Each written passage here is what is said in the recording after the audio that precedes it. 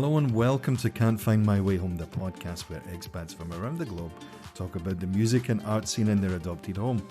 I'm your host, Craig.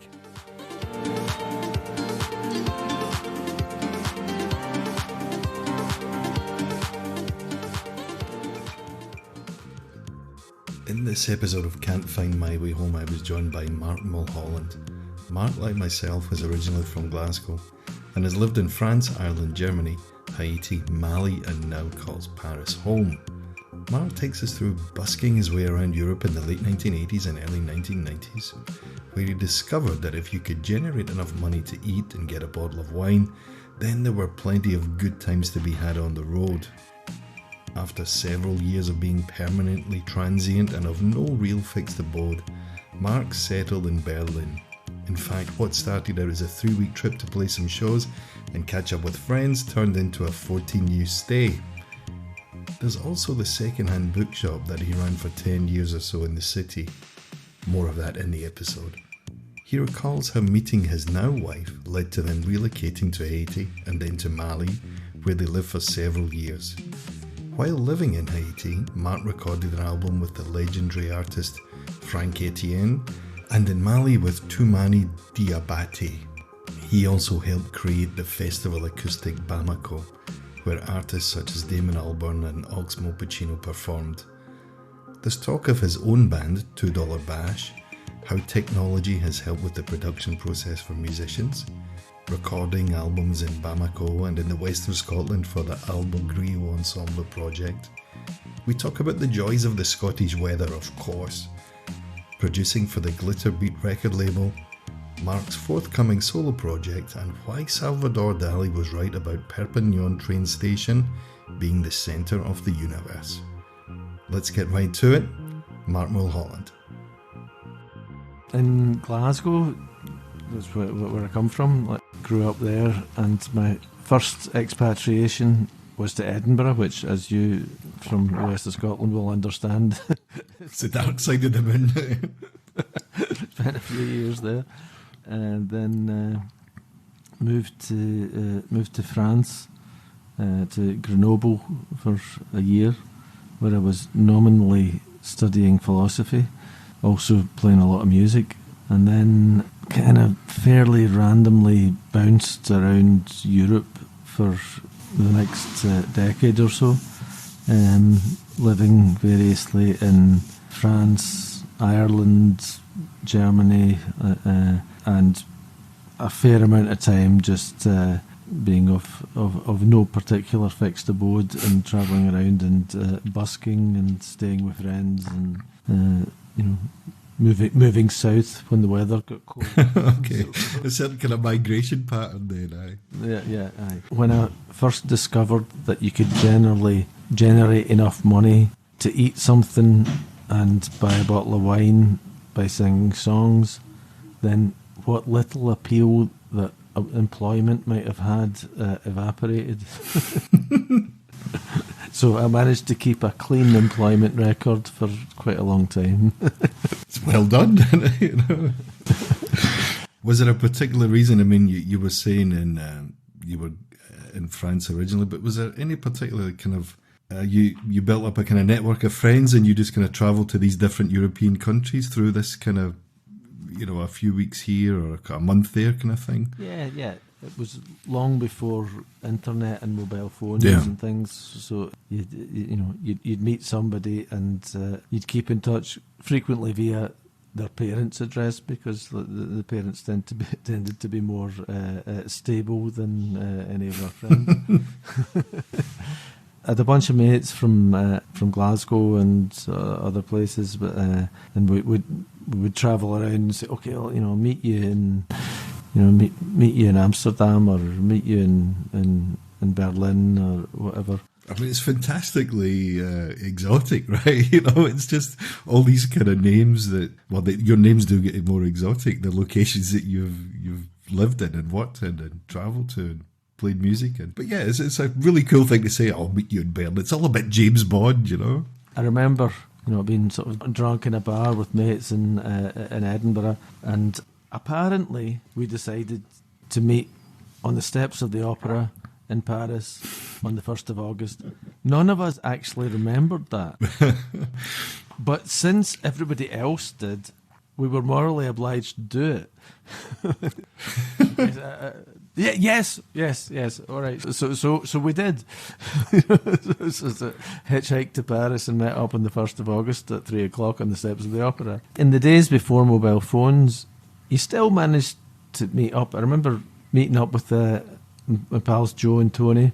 We were leaving, we met up in London, not having seen each other for 6 months. And then they were heading for Amsterdam. I was heading for a festival in France. So we got drunk for a few days and decided as a compromise we would go and visit a friend in Gibraltar. We headed over to France and then needed to find a point to reassemble in the south of France. So I'd heard that Salvador Dali had said that Perpignan train station was the centre of the universe. So we thought, well, if it's good enough for Salvador, it's good enough for us. So let's meet at Perpignan train station. So we set off from Paris and all ended up splitting up hitchhiking. And all ended up in Perpignan, but we ended up on opposite sides of the train station. So it took us 36 hours to meet up.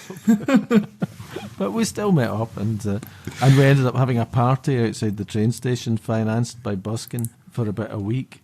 And I have to say that Salvador was possibly not wrong. It did seem like the centre of the universe at the time. Oh, man.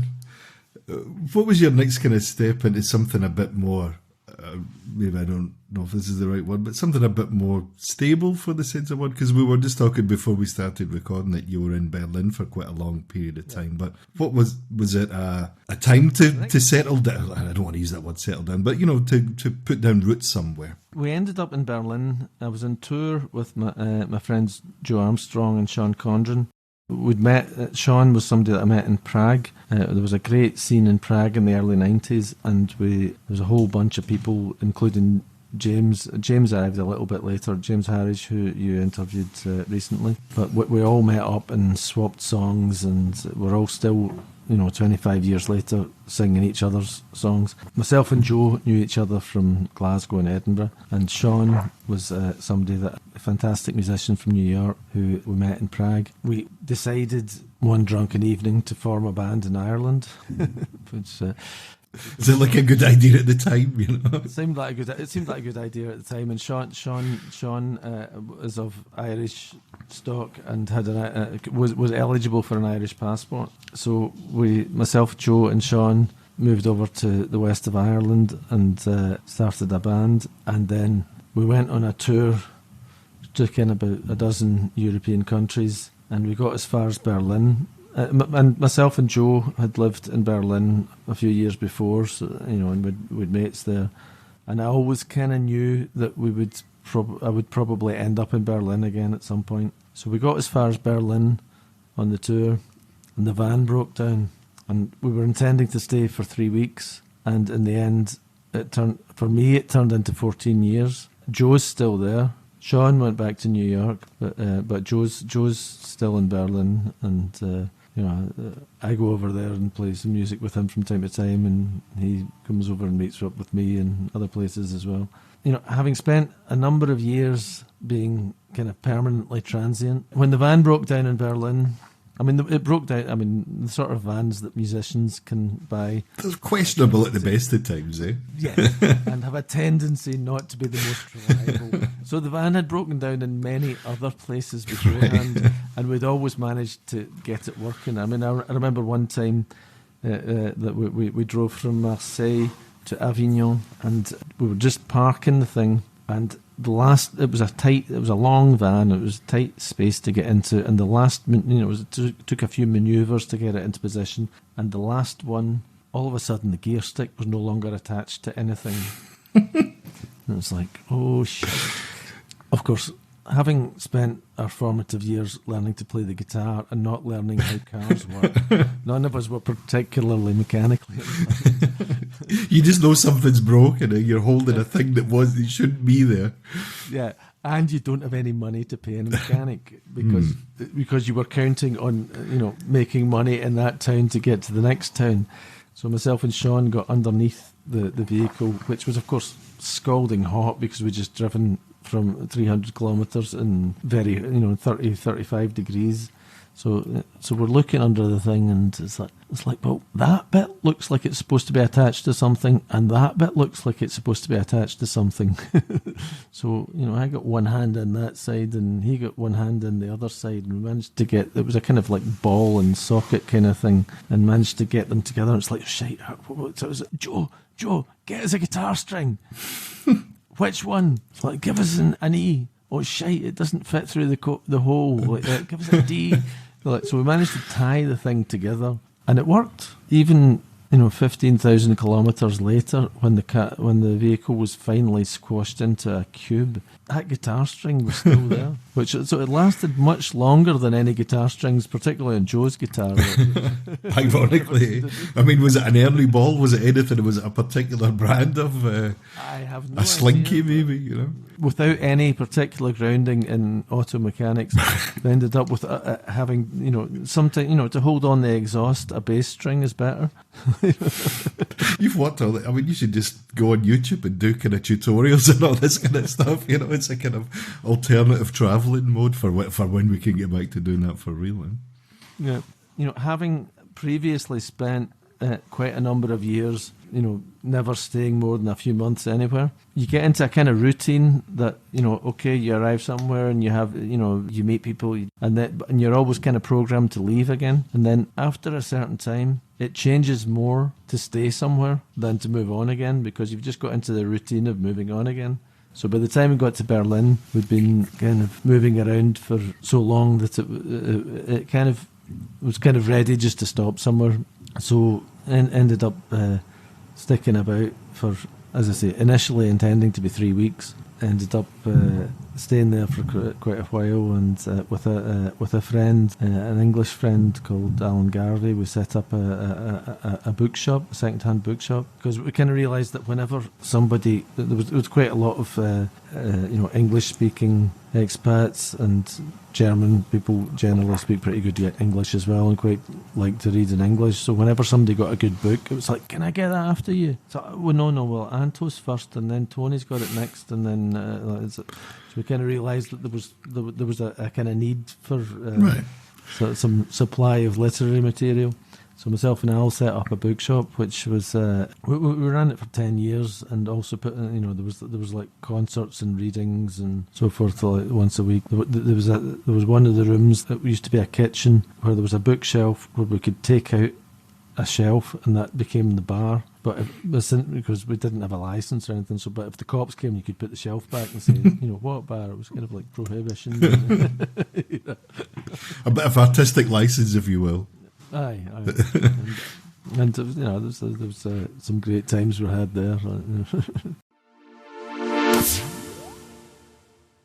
So the kind of next step in the journey, maybe reading the biography that you'd sent me, it kind of goes through these places that you, I mean, not just incredibly musically, but culturally really different and diverse from where you and I both come from. So probably the most significant thing in Berlin, which led to me leaving, was I met my wife there, a French diplomat who was working at the French music export office in Berlin. I met her because I was trying to get, I'd booked a bunch of gigs from mates from Marseille, and I thought, well, the French being proud of their culture and all that, there's bound to be some sort of like funding available or something. So I randomly phoned up the French embassy, and they put me onto the French Institute, who put me onto the cultural section, who then put me onto the. Well, I went through half a dozen. Eventually, ended up in the French music export office. So I explained that I'd organised gigs for my mates from Marseille,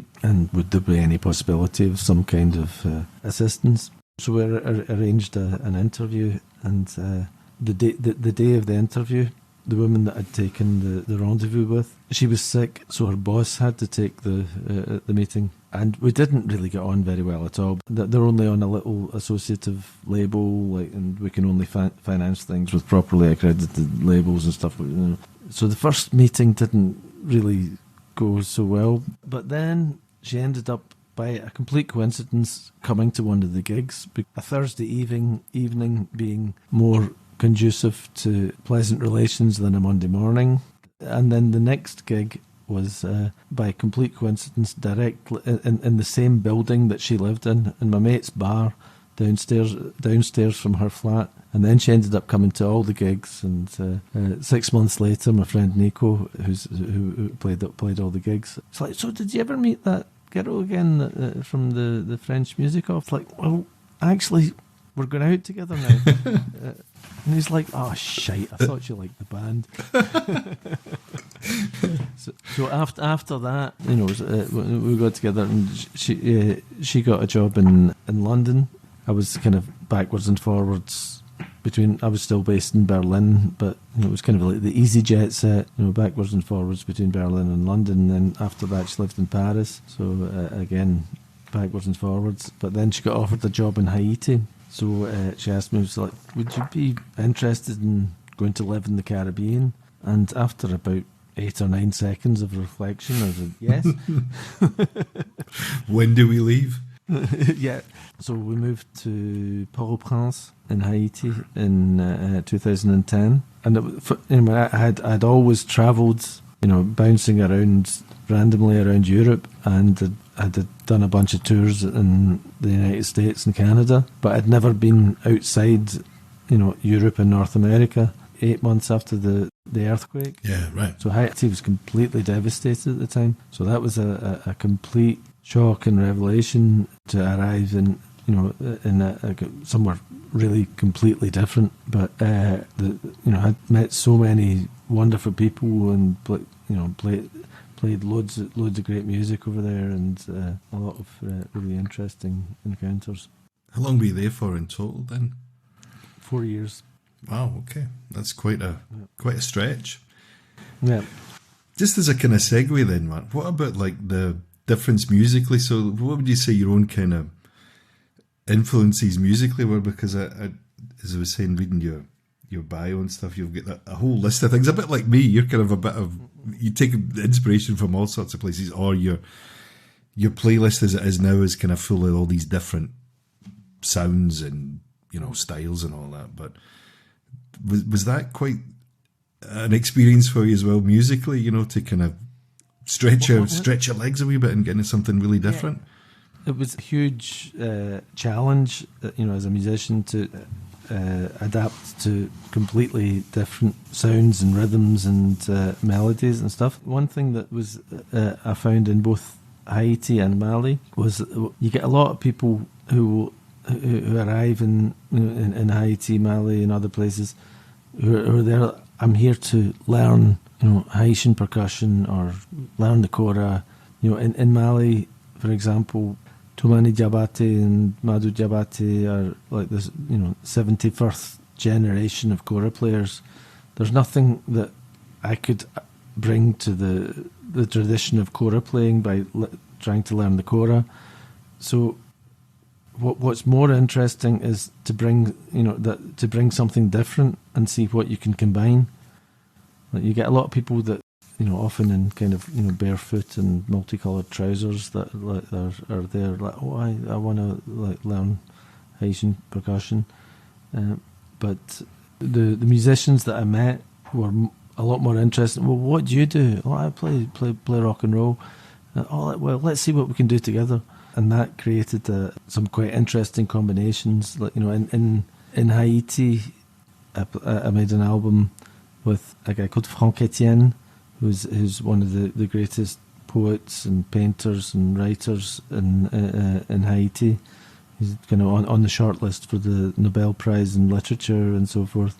He's now must be 82 or 83 now, and we made an album of him doing spoken word. It was kind of like rap before rap was invented. I mean, he was doing rap like in a mixture of Creole and French words that he's invented, and he'd done a lot of stuff with music before, but always with like Haitian music. So he wanted to get to move away from that and do something different. So we did an album of you know, it was kind of folky stuff, like, but more kind of Scottish folky stuff mixed up with rock and roll and stuff, with him declaiming poetry over it. And then we actually even did a gig in Glasgow with Frank, and we organised an exhibition of Frank and Alistair Gray, who I'm sure you know. Yeah.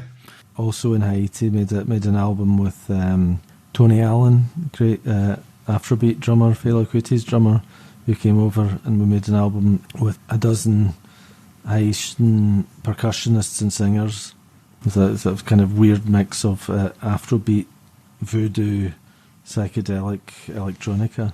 Fantastic. It sounds great. I don't think anybody's done that combination. No, I was going to say, I think you've kind of cornered the market there, man. That's fantastic, man. Maybe this is the true meaning of maybe what you and I would call rock and roll, but music in general kind of breaks through all these barriers or class divisions or language or all of these things that are kind of seen as obstacles. But when there's 2, 3 or more people in a room and you just kind of say, okay, let's see what happens then. Let's just... Absolutely. If you go in, if you have an open mind, then everything is possible. You can kind of go through life with sort of tunnel vision, or you can, often one does, you're concentrated on the things you're doing. You're not open to outside influences, and then there's other times that you are open, and that's when interesting things happen. I guess the other thing as well is maybe being just in that right place at the right time. It's a kind of, okay, well, let's see how it goes. It's best foot forward and all that. What about Mali then? What was the connection there? Was this also something related to your wife's work? Yeah, she got a job over there. But when she told me that she had a possibility of a job in Mali, I was like, yep, go for that. Again, a quick decision. Yeah. In Mali, there's such an amazing tradition of music going back, 1,000 years.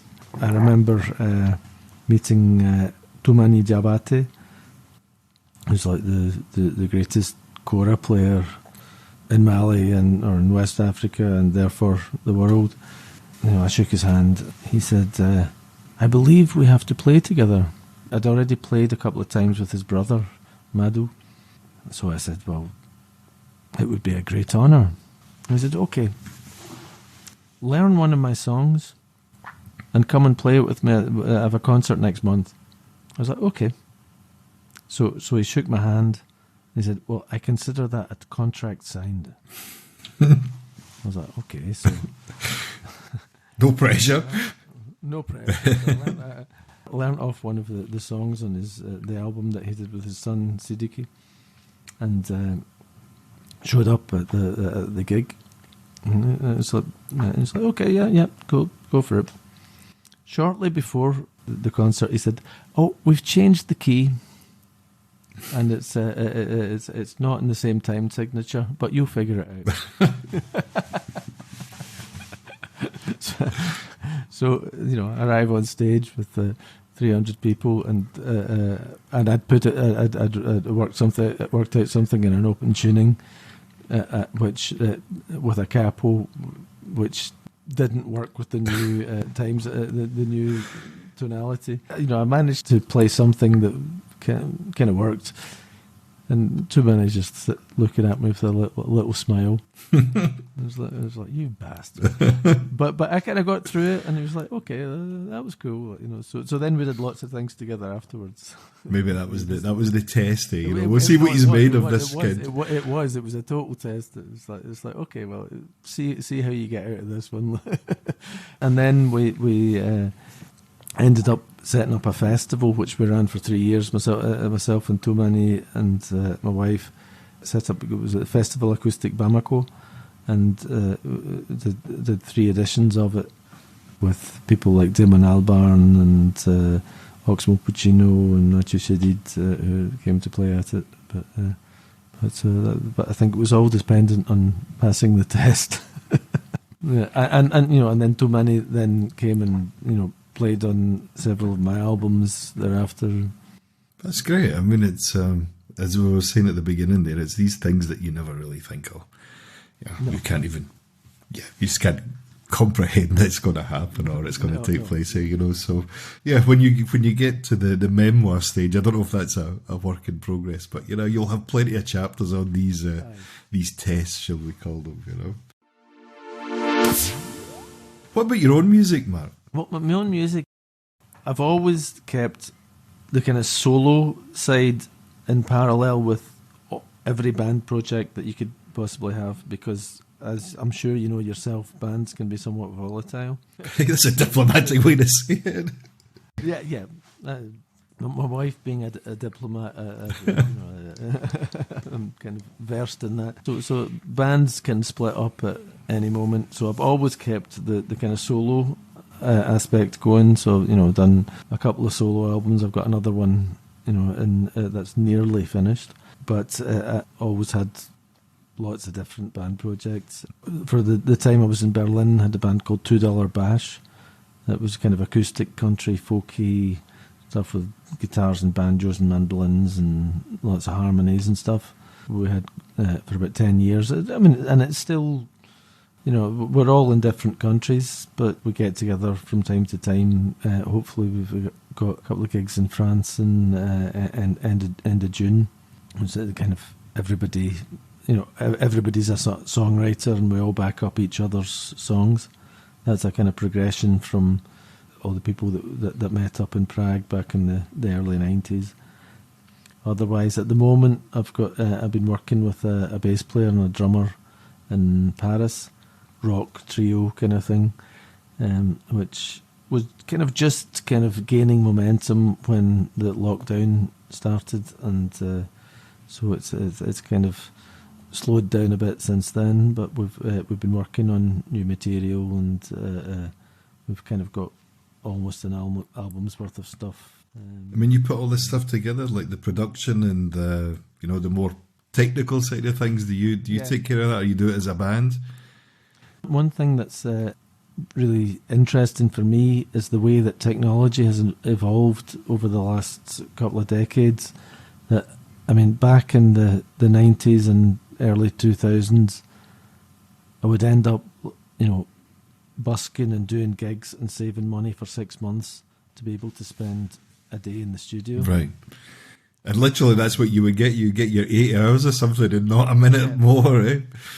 I remember there was an album that we did in the mid-90s where it was our mate, a great Australian sound engineer called Dougal Jays. He was working in a studio, so we paid for an 8-hour studio day, but Dougal arranged with his boss that it was okay for us to stay until 9 o'clock the following morning. So we had to do the whole album between, you know, 10 o'clock in the morning and 9 o'clock the following morning. So we didn't leave the studio for 24 hours, and we, you know, recorded the whole album. The only time we left the studio was to get more beer. Of course. So I mean, some of the guitar solos that got recorded at 5 o'clock in the morning, they're a bit distinctly. It'll do, you know. It's get to that point, you just say, "It'll do," you know. It'll do, but also they have that particular derangedness which you couldn't possibly get otherwise. A certain amount of sleep deprivation or alcohol induced to kind of combine that. Yeah. You know, whereas now with any computer and, you know, a sound card and a microphone, you can actually record music yourself. So I started doing that about 10, 12 years ago. You know, obviously, you know, with time you get a bit better at it, and end up, like, you know, investing in more toys. It's a dreadful essential equipment. Otherwise, you know, that's what you tell your wife. Of course, right? You know, but of course, it's a black hole that you keep putting money in. But you know, over the years, you know, I've acquired a certain competence in that, which I've ended up being able to work on, you know, other people's records as well. The album I did with Tony Allen in Haiti was for ended up being on the label Glitterbeat, and then they asked me to produce an album for a great Tuareg band from the north of Mali called Tammy Crest, So that was the first time. I'd produced a bunch of stuff before, but it was always things that I was involved in myself, where I knew a little bit more than the other guys, so therefore I was the producer. So I was quite kind of shocked. It's a bit like getting allowed the keys, you know. You're you're the oldest guy here. You have the keys. You look more responsible than anybody else, you know. Exactly. Like So then I get a phone call from Chris Ekman, who's a great musician and producer and the owners of a successful label, and he's like, "We want you to produce the new Tommy Crest album." And I was like, "What? Who, me? But I don't know how to do that."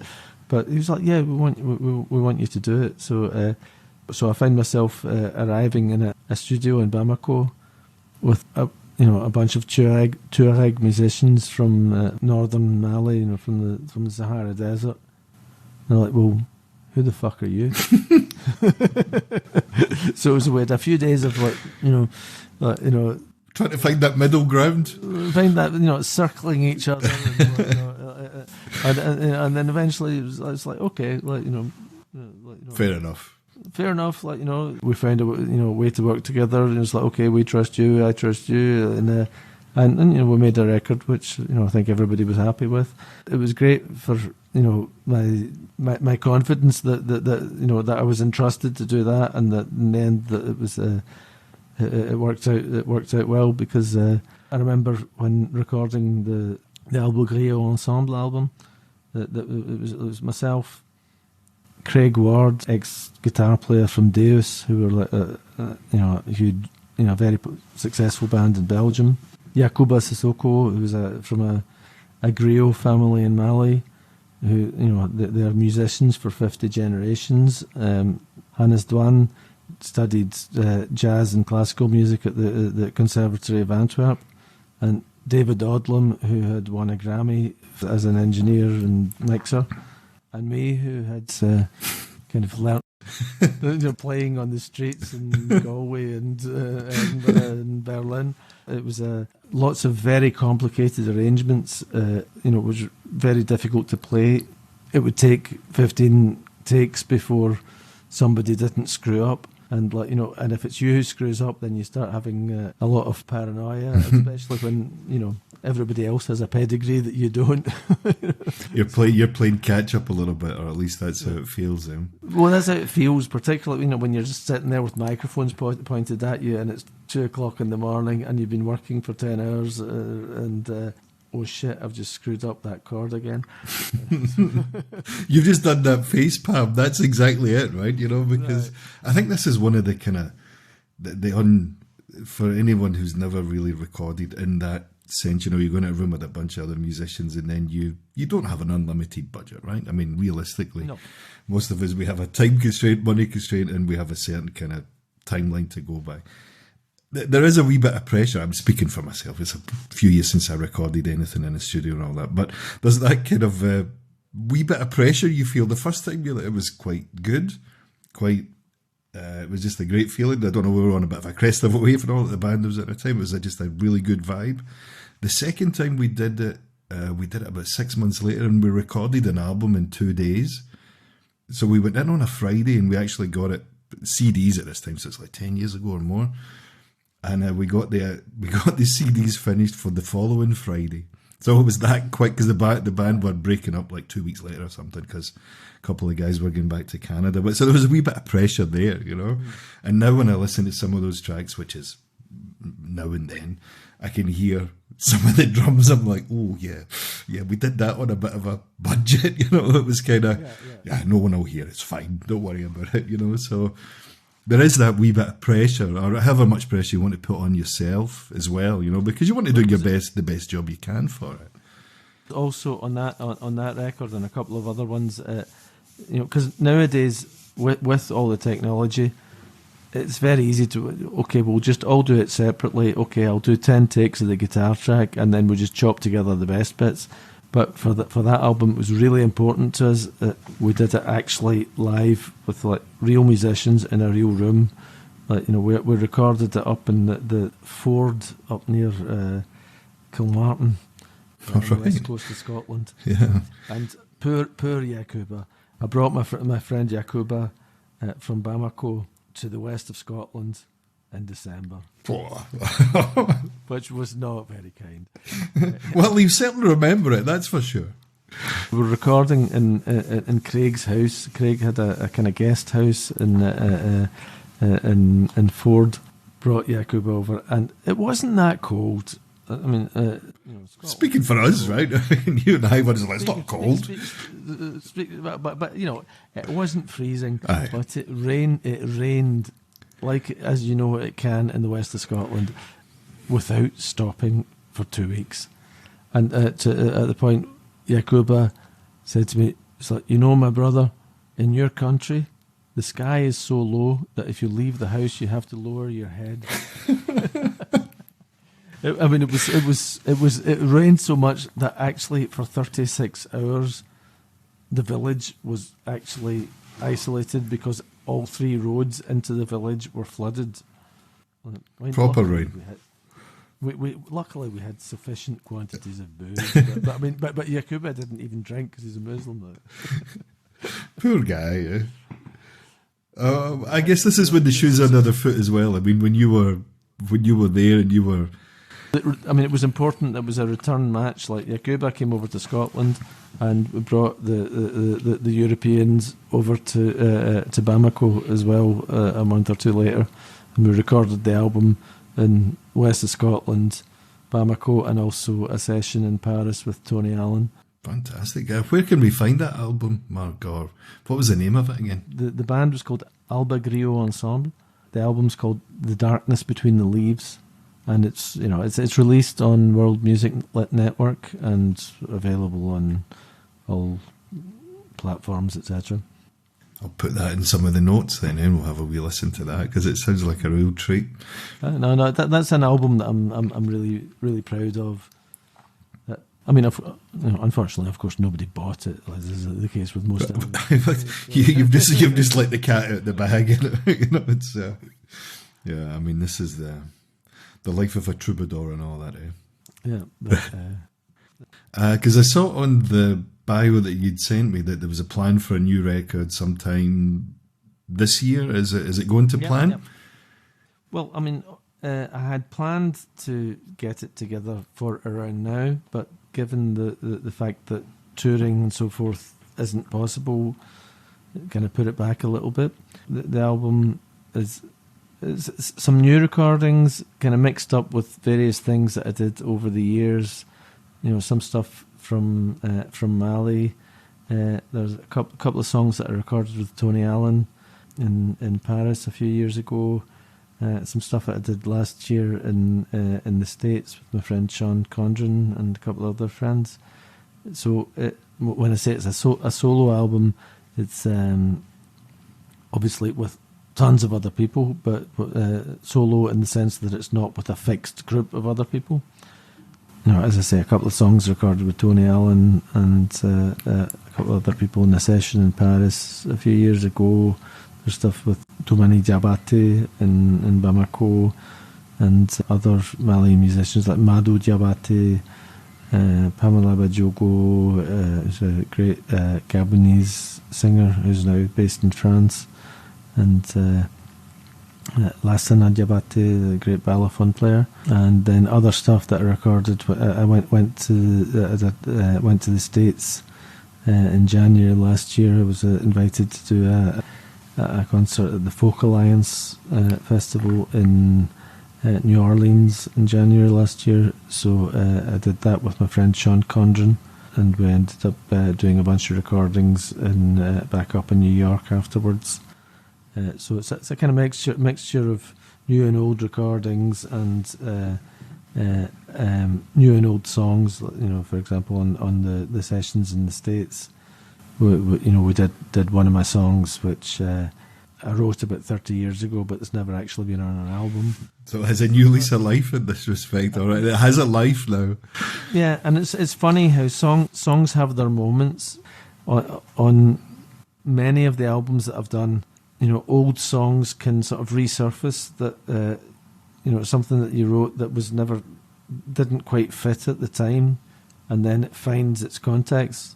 So that the song that's probably the kind of the obvious single from the album is a song that I wrote 30 years ago, which never ended up on an album, and then there's a version which is like that's kind of the obvious single from it.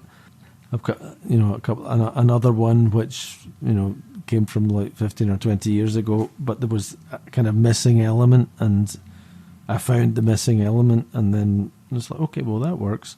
And I had a kind of quite a large pool of songs that were kind of kicking about that hadn't really found their place, so I kind of narrowed it down to a dozen songs or so that kind of seemed to make sense together. And since I've kind of been doing it all myself up till now, my friend David Odlum, who's a great producer and engineer from Ireland, who I worked with on the Alba Griot Ensemble album and also on the Tamicrest album, David's going to help me kind of knock it into shape, because at a certain point when you've been doing everything yourself, you need a fresh set of ears to say, okay, that's good and that's shite, and so it's not too samey, or you're just kind of going over the same. Yeah, exactly. Yeah, I know what you mean. At a certain point, you have to say, okay, well, I've taken it as far as I can myself, and I need somebody else's help to put it and knock it into shape.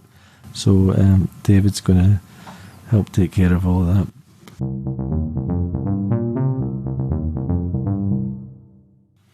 Well, Mark, it's been an absolute blast. It's been nice to kind of to say "I" quite a lot and use other kind of words that other people might have some difficulty with. But I think between the two of us, our accents have been quite, I wouldn't say polished over the years, but they've been, the rough edges have been maybe buffed out a wee bit. I mean, this is the thing about being expatriated, particularly from our part of the country, is that you tend to kind of refine, polish your accent. When you start having a couple of drinks and speaking to a fellow native, then my accent may have come back a bit stronger than usual when talking to French or German people. So, if nothing else, sir, it has been an absolute pleasure. For me also. I wish you all the best going forward. Fingers crossed we get back to gigs. Anytime soon would be nice, but whenever the time is right.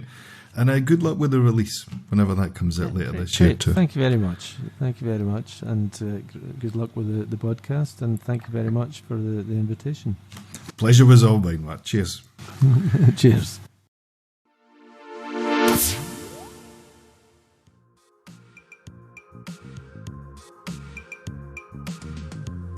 You can follow Can't Find My Way Home on Instagram at can't.findmywayhome, on Facebook at Expat Music Pod, and of course you can find us on Spotify, Anchor.fm, Apple Podcasts, and wherever you get your podcasts from, you'll find us there. Until the next one, this is Craig saying cheers.